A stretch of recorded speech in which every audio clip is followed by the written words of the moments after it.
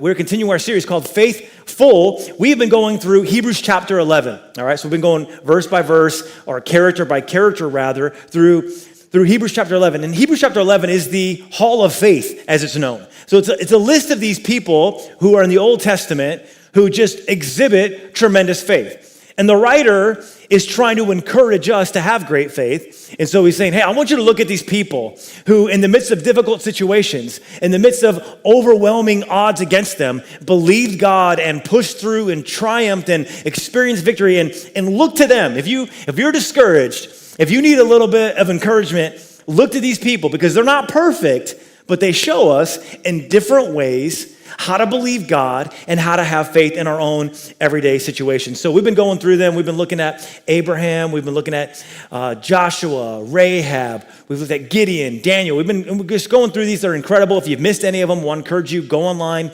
check them out. But today, we're coming to Moses, all right? So Moses is this massive figure in the Old Testament. So much, if you hear about church, you hear about Christianity, especially in the Old Testament. It's Moses is the guy. All right, it's Moses. It's all about Moses. He does a lot of things for the people of Israel. He gives them the law. So he goes up on the mountain, hears from God, gives the people the 10 commandments. He leads them to the promised land.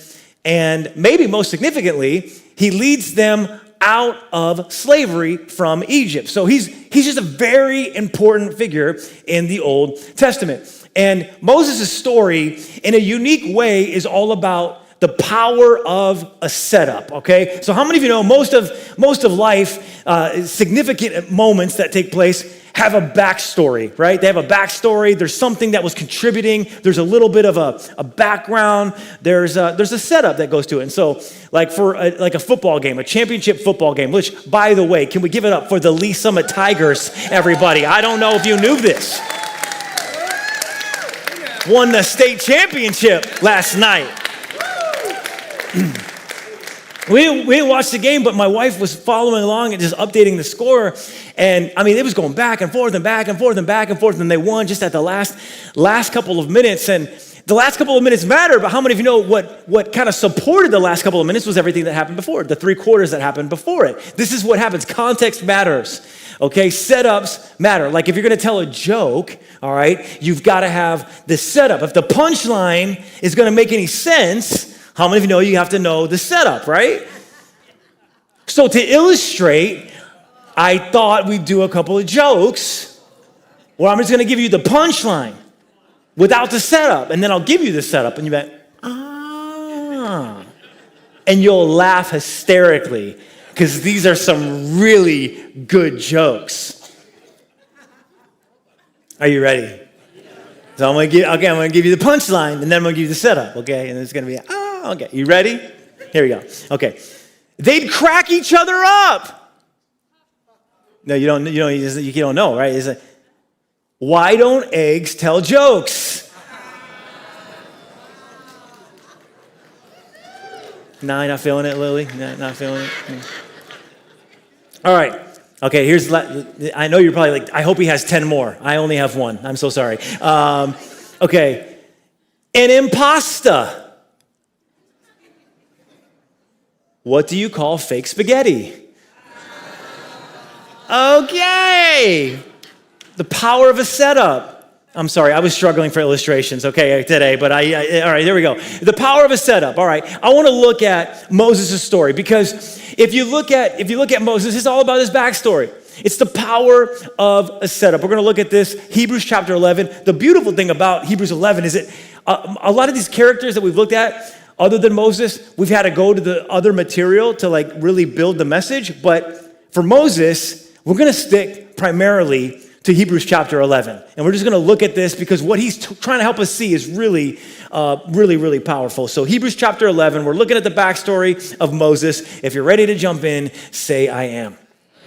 Here we go. Hebrews 11, verse 23 says this, by faith, Moses' parents hid him for 3 months after he was born, because they saw he was no ordinary child. Everybody say no ordinary child. All right. And they were not afraid. Everybody say not afraid. Come on, everybody with strength. Say not afraid. They were not afraid of the king's edict. By faith, Moses, when he had grown up, refused to be known as the son of Pharaoh's daughter. Okay, now we're going to look at this, but Moses has an incredible opportunity to grow up in the palace, to grow up as royalty. But he refuses to take the privileges that were associated with that because he chose to identify with his people who were being mistreated. Look at this, verse 25. He chose to be mistreated along with the people of God rather than to enjoy the fleeting pleasures of sin. And he regarded disgrace for the sake of Christ as of greater value than the treasures of Egypt because he was looking ahead. Everybody say looking ahead. He was looking ahead to his reward. By faith, he left Egypt, not fearing the king's anger. He persevered because he saw him who is invisible. Ooh, if you're underlining stuff, underline that, because that is amazing. We're going to come back and talk more about it. Verse 28 says this. By faith, he kept the Passover and the application of blood, so that the destroyer of the firstborn would not touch the firstborn of Israel. And by faith, the people passed through the Red Sea as on dry land. But when the Egyptians tried to do so, they were drowned. I mean, this is incredible. I love this. There's so much that we can pull from this, but I think that really it's talking about living faithful. And there are three things that I want us to walk away from this impacted by, all right? Living faithful, number one, cultivates promise in unpromising situations. Number two, it cares most about what God thinks. And number three, takes the step God is putting in front of you, all right? This is really powerful. I think it's going to be helpful for you. This is going to speak right to where you live every single day, okay? So before we jump in, I want you to find 5 people next to you. Say, I want to be faithful. Come on, find 5 people and just tell them really quick. I want to be faithful. I want to be faithful. All right, here we go. Number 1, living faithful cultivates promise in unpromising situations. One of the ways that we are faithful is finding promise in unpromising situations. Look at what we see in verse 23. It says, by faith, Moses' parents hid him for 3 months after he was born because they saw he was no ordinary child. Okay, so what's happening here? What's the context? Pharaoh is the ruler of Egypt, and he's gone crazy. He's gone nuts. And he's ordering the killing of every Jewish boy. You can see this in Exodus chapter 1. Then Pharaoh gave this order to all his people. Every Hebrew boy that is born, you must throw into the Nile, but let every girl live. So he's nuts. He's gone off the rails. The whole nation has got to be freaking out. This is a very unpromising situation. And it's in the midst of this craziness that his parents look down and see that he was no ordinary child. The English Standard Version says it this way. It says, they saw he was beautiful.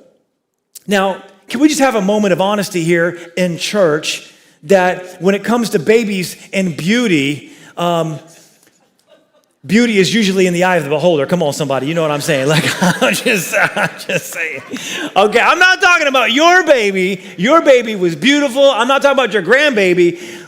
But have you seen other people's babies? I mean, like, sometimes, we just come out a little weird. This is a true story. This is a true story. When Jen gave birth to our firstborn son, Cruz, he had been in there for a little while, all right? So he was a little overcooked, okay? So, and I mean, he came out just totally squished, and he was long, and he just kept coming out. I was like, wow. So we weren't expecting it. I'm sorry for that visual. But we just weren't expecting it. And, when they come out, they got stuff on, all over, it's a whole experience. And they kind of they brought him to Jen, and they're like, it's this magic moment, right? And they set him on her, and she's like, oh, yeah. True story. It's a true story. And so, but now he turned out to be a handsome young man. He's a handsome young man today. But this is what's interesting about what they're doing here in Exodus chapter 2, because what they're looking at is more than just physical beauty. We can see it in Exodus 2, where Hebrews is getting this from. Verse 1 says this, now a man of the tribe of Levi married a Levite woman, and she became pregnant and gave birth to a son when she saw that he was a fine child. Everybody say fine child. she hid him for 3 months. So the word find there in Hebrew is the word tob, and it means good, merry, pleasant, desirable, in order, usable, efficient, friendly, kind, morally good. She looks at this baby and says, Tob. Now, it's crazy because what makes Moses any better than any other kid? I mean, maybe he wasn't as fussy. Maybe he technically was cuter, but you know he was still crying. You know he wasn't morally good or in order, and he certainly wasn't efficient, right? Babies are not efficient.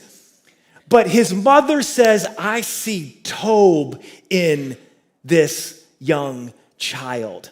And I really believe this has everything to do with recognizing promise. It's recognizing promise. You could say it's seeing Tob in very Tob-less situations. Are you tracking with me, church?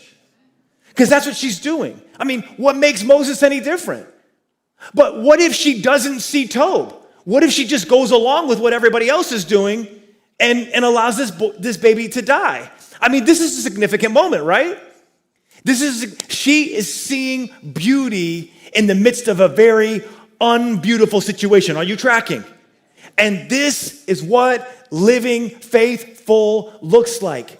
It basically says, I may see a lot of dysfunction around me. I may see a lot of disorder. I may see a lot of chaos happening around me, but I'm not going to choose to look at all of that. I'm going to look at what God is doing. I'm going to look at the Tob-like situations that are happening around me. I'm going to see something that may not look beautiful, and I'm going to look past it, and I'm going to find the beauty in it. Are you tracking with me, church? This is what we're supposed to do. This is how we're supposed to live. Why? Because this is who God is. This is what God is like. Romans chapter 4 says this, the God who gives life to the dead and calls into being things that were not. You know what that means? It means God sees the situation. He's like, I know this may not look like a very life-giving situation. This may not look like a very good situation, but I see life there. I see Tob there. I see potential there. I see promise there. Church, I just want to say, what kind of people could we be? What kind of impact could we have if we spent less time focusing on what was going wrong around us and started looking at what God was doing right in the midst of us? I think it'd be powerful. It'd be incredible. You know what happens when we start looking for Tob? Our perspective shifts. Say, you know what, I know this is a difficult situation, but I think God could be doing something here.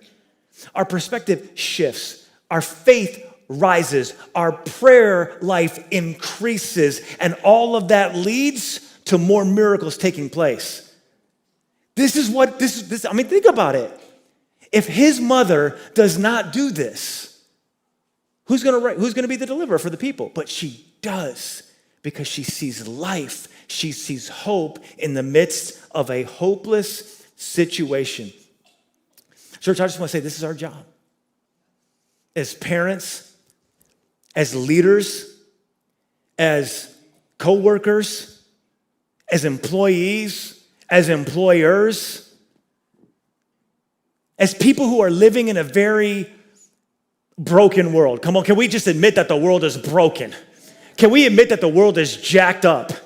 And how many of you know all we're hearing 24 hours a day is how jacked up it is?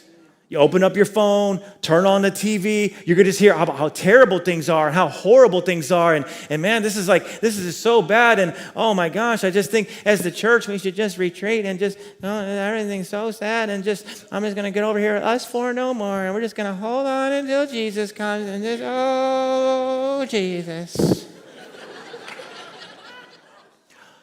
Or we can be like, no, I believe God is on the move. I believe God is at work. I believe God can take very Tob-less situations and do something very Tob-like. In fact, I'm going to be praying for it. I'm going to be believing for it. And I'm going to be doing things that will help bring it about. When the economy is bad, when the boss is being unreasonable, when the kids aren't listening, when the divorce seems imminent, when discouragement is starting to set in, I say, no, I am not going to shrink back and be destroyed. I'm going to step up and have faith. And look for Tob in Tobless situations, but not just see it and not just say it, but then cultivate it. Exodus chapter 2 says this, but when she could hide him no longer, she got a papyrus basket for him and coated it with tar and pitch. So she's seeing the potential, she's saying he has potential, but then she starts doing something about it. Are you tracking? She's all right, I'm gonna do something. God, I don't know, maybe we could just set him in the Nile. Instead of just throwing him in there, maybe we'll put him in a basket and see what you can do. And his sister stood at a distance to see what would happen.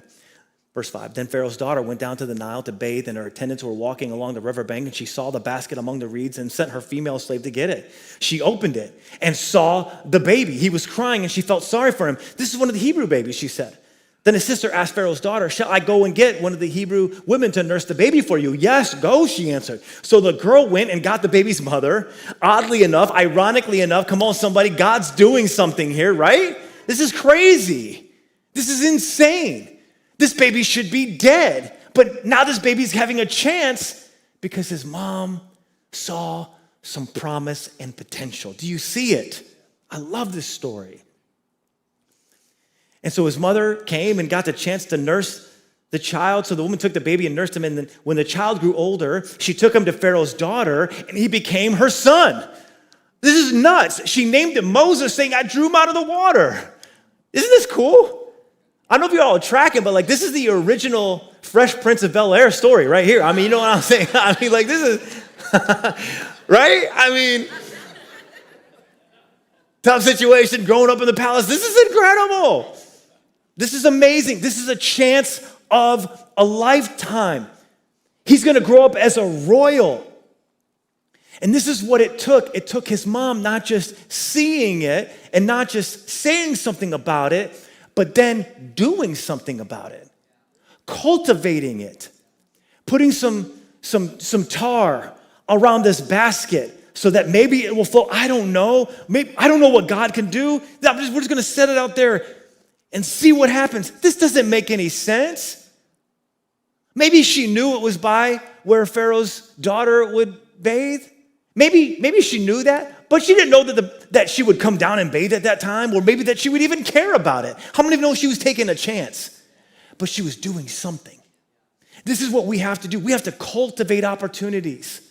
We have to cultivate some environments for Tob to take place in our situations. Could be just increasing our prayer life, just praying a little bit more. Could be like actually saying some encouraging things to somebody. Like I'm actually going to put like some words to I'm like, no, you've got potential. You've got promise. I'm going to set you up in a situation where you can win, where you can succeed. Do you deserve it? No. But I'm going to give it to you. I'll be honest with you. I'm here because a lot of people saw Tob where there was not much Tob to be seen. I remember when I was 18 and went on a missions trip with my youth group to India. And how many of you have ever been on a missions trip? Come on, just wave at me if you ever have. Okay, so you know. If you haven't, I want to encourage you to do it because it's incredible, life-changing. And I went on a missions trip to India, and my youth pastor let me give a testimony to this chapel. I think it might have been a group of students or whatever. One of my first times ever public speaking. And of course, you know, like you're super nervous and you're like, oh man, this is gonna be, you know, and you're like, I'm trying to work on my testimony. I want it to make sense. And I get up there, I'm probably like shaking a little bit, but, you know, like I get up there and I give my testimony and, you know, someone recorded it with, you know, that old, like, you know, back in the day, come on somebody, you guys don't remember, like there was a camcorders like this and like someone was recording it. I was like, yeah, okay, this is great. And I get done, I walk off the stage and my youth pastor goes, you did it. Yeah, killed it. I was like, yeah, I guess I did kill it. I guess I did. You need to start having me do this all over India. I'm just saying, you know, I mean, I was feeling pretty good. till I watched the video. Come on. And I don't know, I was stuttering, I was stumbling. Remember those 90s belts, the long, super long? I had like a death grip hold on my belt, and I just looked like a goofball. I looked and I was like, I should never give a test. I should be barred from ever public speaking again. It should be illegal. But how many of you know my youth pastor didn't let me believe that? He saw Tob in a Tobless situation. He saw it, he spoke it, and then he cultivated it. I just want to encourage us to be doing that. Parents, for sure, we've got to do this. Leaders, employers, wherever you find yourself, this is our opportunity to find Tob and to cultivate it and to bring it about. Amen? Secondly, living faithful cares most about what God thinks. If we want to be faithful, we have to care most about what God thinks. We see this in Moses' parents. Look at this, verse 23. By faith, Moses' parents hid him for 3 months after he was born because they saw he was no ordinary child and they were not afraid of the king's edict. Pharaoh had ordered every baby killed. Disobeying could mean death for them. But they knew that what the king was ordering wasn't right. There was a higher law, God's law. And they were going to do whatever they could to honor God's law. And when they did, God did something in the midst of it. They cared most about what God thought. Let me just say, this is what we need to be doing. We need to be most concerned with what God thinks, not what we think. Not what the world thinks, but what God thinks. Come on, somebody. Like we need to be thinking about what God thinks. And let me just say, when we do that, it's not going to be easy necessarily. You're going to have all kinds of opposition. Don't be surprised when you start living for God, you start making right decisions, you start pushing the flesh down and pushing God's law up. Don't be surprised when people make fun of you, discourage you. Don't be surprised when it gets difficult for you. This is not the easy path, but this is the best path.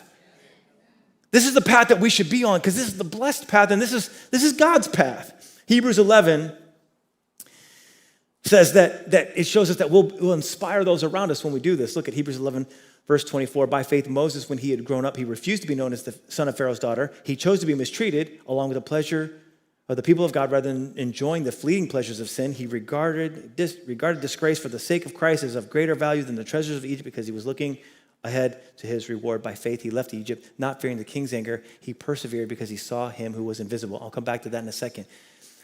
But do you see how I think it's so cool? He may not have even known who his mother was, but he heard about her faith. Pharaoh's daughter, I'm sure, was like, hey, your mom, when you were just a little baby, she didn't care about what Pharaoh said. She just trusted. And so Moses, when he grows up, he has that same faith. Let me just encourage you. You don't know who will be impacted by the faith that you have. When you do what's right in the midst of overwhelming uncertainty and overwhelming odds against you, you may not know who's going to see it. And it may not seem like anybody sees it at first, but I want to encourage you, people are watching. The world is watching. Parents, your kids are watching. When you do the right thing, when it's easy to do the wrong thing, people are watching and they're being inspired by your faith. But why does Moses do this? Certainly because he's inspired by his mother, yes, but it says something different here. It says, because he saw him who is invisible. I love that phrase. Can we just be honest for a moment? Like this, think about this. But he saw him who was invisible. How many of you know that doesn't make any sense? Can we just be honest? I don't think we're going to offend God here, all right? Can we just be honest? That makes no sense. Saw him who is invisible. How are you going to see somebody who's invisible? You can't see him. But that's what faith is, isn't it? Faith is seeing what you cannot see. Moses, the word invisible there is the word aorotos. in the Greek. It means unseen, unseeable. Moses sees the unseeable, and his focus is on the unseeable. You could say it this way. He sees what he can't see more than what he can see. I'm going to say that again, because I know there's a little light flash, and I'm going to say this again.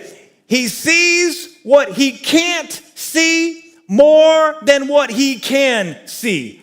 Isn't that awesome?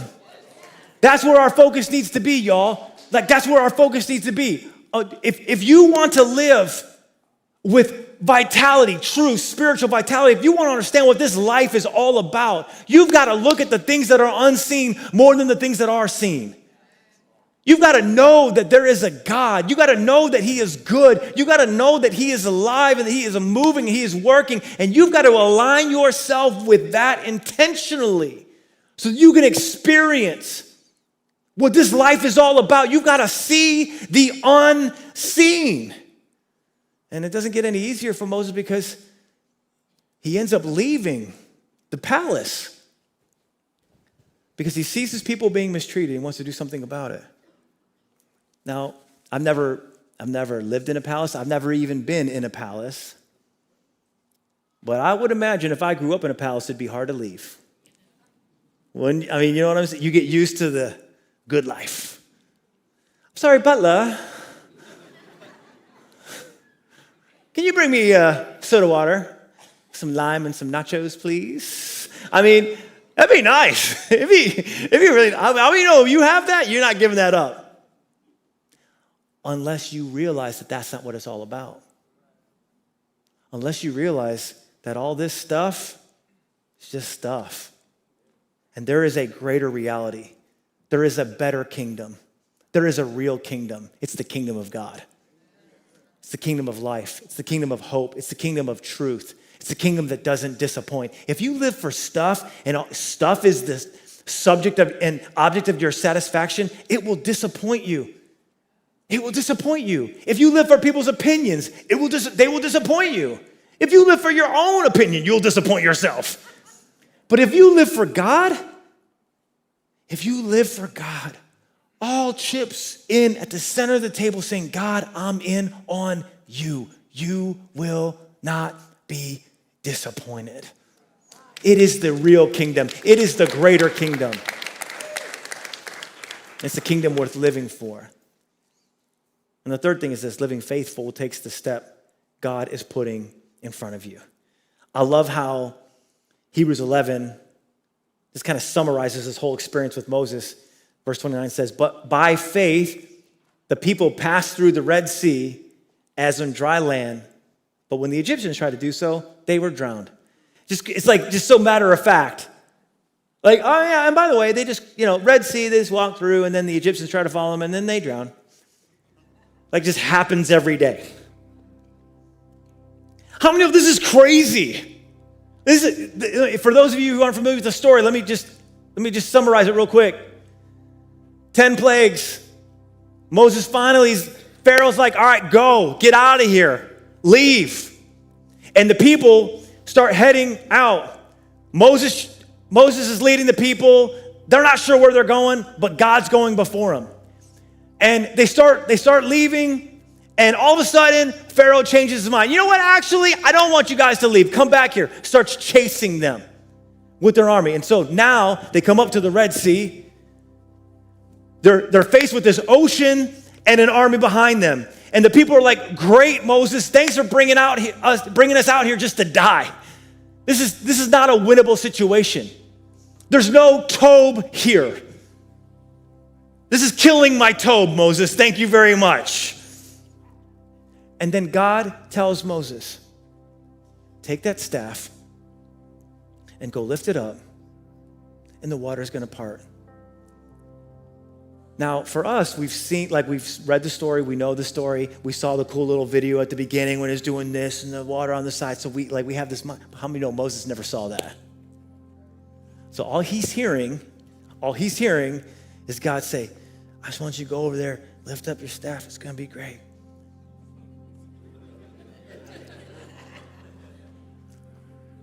I'm sorry, can you say that one more time? Can you just say that one more time? Because these people are not going to believe me when I tell them that. I know. Just go ahead and just do it. Okay.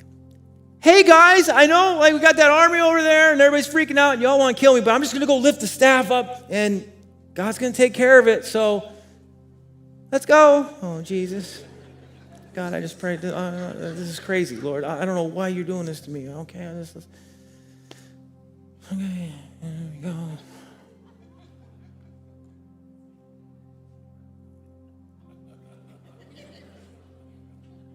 You know, Moses had to be like, he started seeing the water.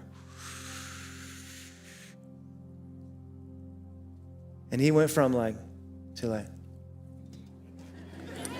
okay, you knew what you were doing. And excited and be like, do you see this? And then he lets the staff down, the water comes back. Oh, okay, I'm sorry. All right, let's go. And, you know, I mean, even if the water stopped, it was all muddy, still muddy, but God just dried it all up. So they were able to walk an entire nation through.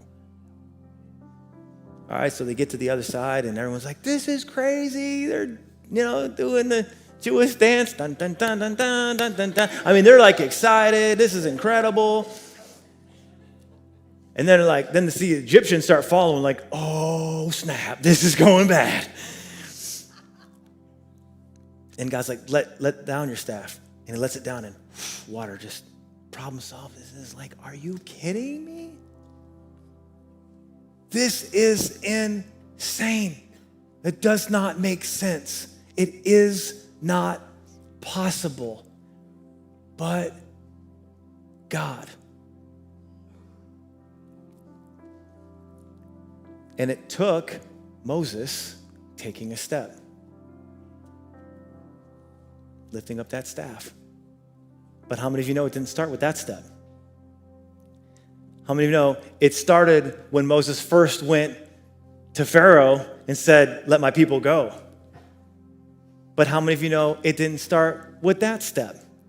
It started when God spoke to Moses through a burning bush and said, take your sandals off because this place you are standing is holy. And Moses did it because he's like, I don't know why this bush is burning. It's not burning up. It's not burning up. It's crazy. But he believed. He took a step. But how many of you know it didn't start with that step? How many of you know it started all the way back when a young Hebrew girl said, you know what? I don't know what God can do, but I'm going to put this baby in this basket and I'm just going to set it out and see what God could do. See what might happen because I believe that God can do something great no matter the situation. This is what it takes. This is what it takes. It takes seeing it. It takes saying it. It takes cultivating it. It takes not caring about what people think because they don't matter near as much as God does. And then it looks like taking a step. And I don't know what your step would be, but I want to encourage you to take it boldly. Don't look at what people say. Don't look at what the world says. Don't look at what media is telling you. And this world, it's here and it's gone. It will disappoint you, but God will never fail you. Go all in on God, and you will not be disappointed. Whatever he's calling you to, whatever he's asking you to do, I'll encourage you, say yes 100% and see what God will do. Amen?